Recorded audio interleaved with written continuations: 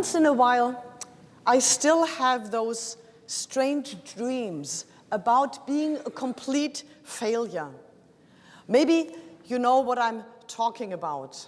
Sometimes in my dreams, I sit in a room and I'm supposed to take an exam. And I look at the questions and I realize I can't answer one of them. Either I didn't study or I study the complete wrong things. Or I guess that's a pastor's thing, that I dream that I'm on my way to a church and I can't find the church and I'm already late. And then when I finally arrive, I realize I left my sermon at home. Yeah, not the greatest dream. And what a relief to wake up. The parable of the rich farmer in our gospel reading today reminded me a little bit of these dreams. That rich farmer had to learn that he got the basic aspects of his life just wrong. And the poor man doesn't have the relief to wake up.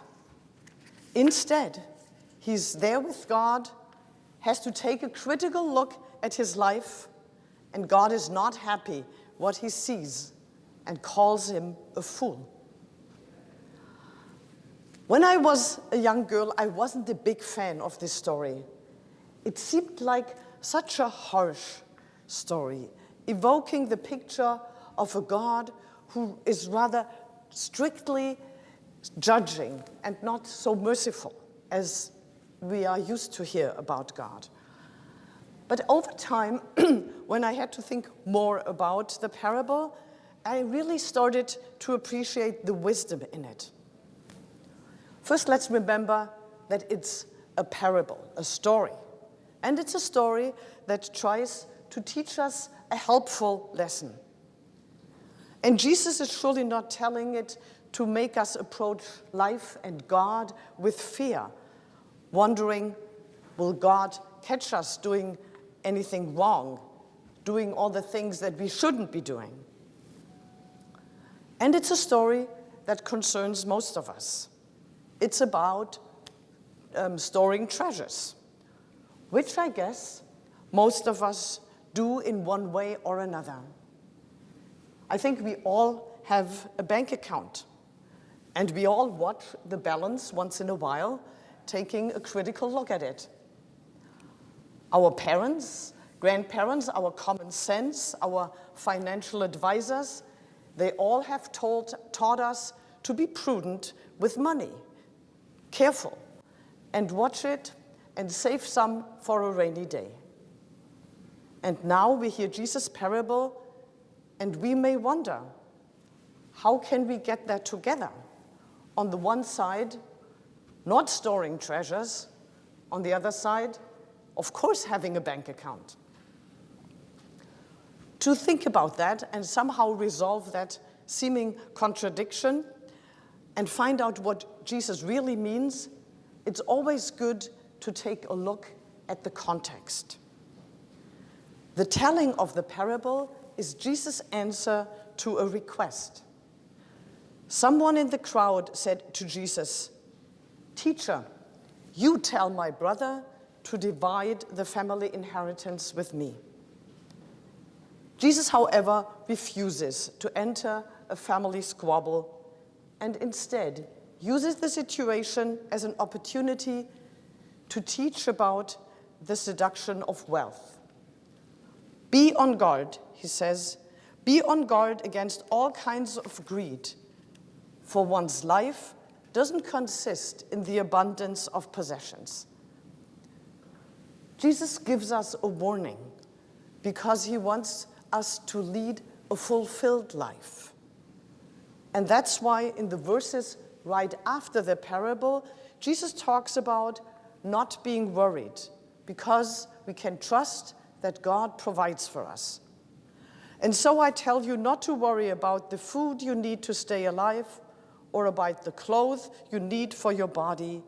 Life is much more important than food, and the body much more important than clothes. Look at the crows. They don't plant seeds or gather a harvest. God feeds them, and you are much more worth than the birds.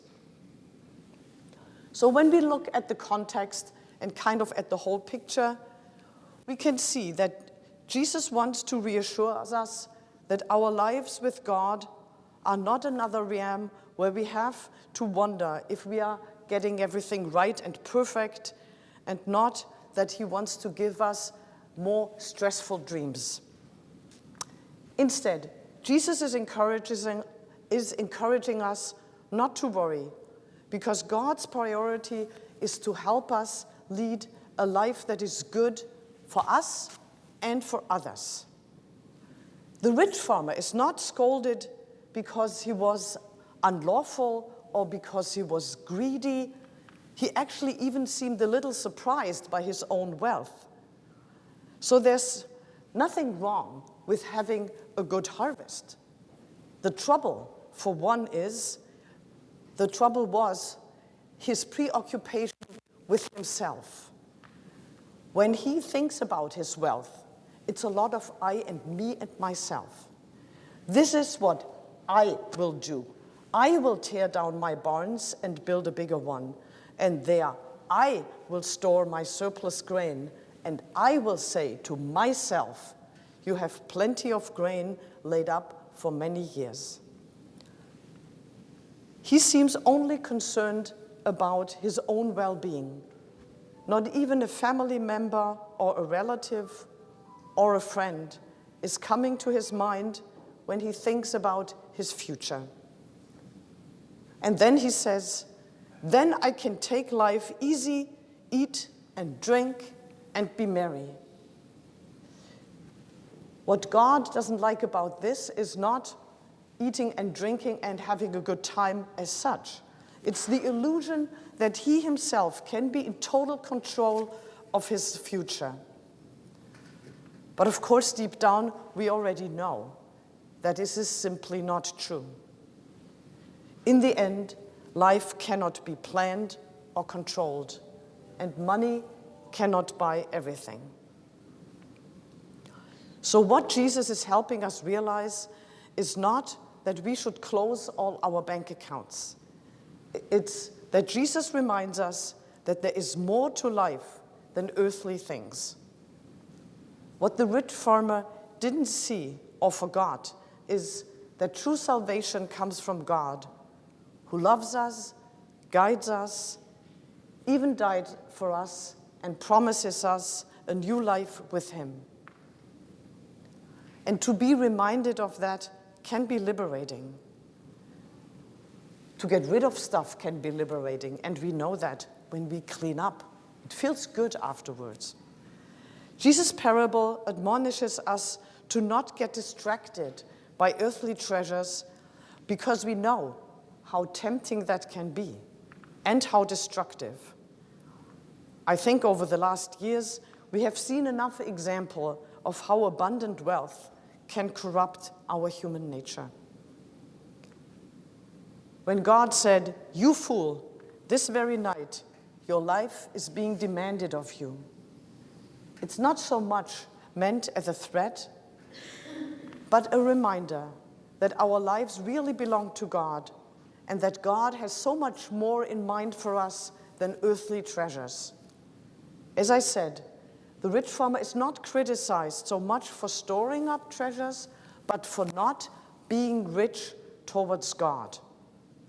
That means he missed out on the enriching experiences of giving back to God and to the world.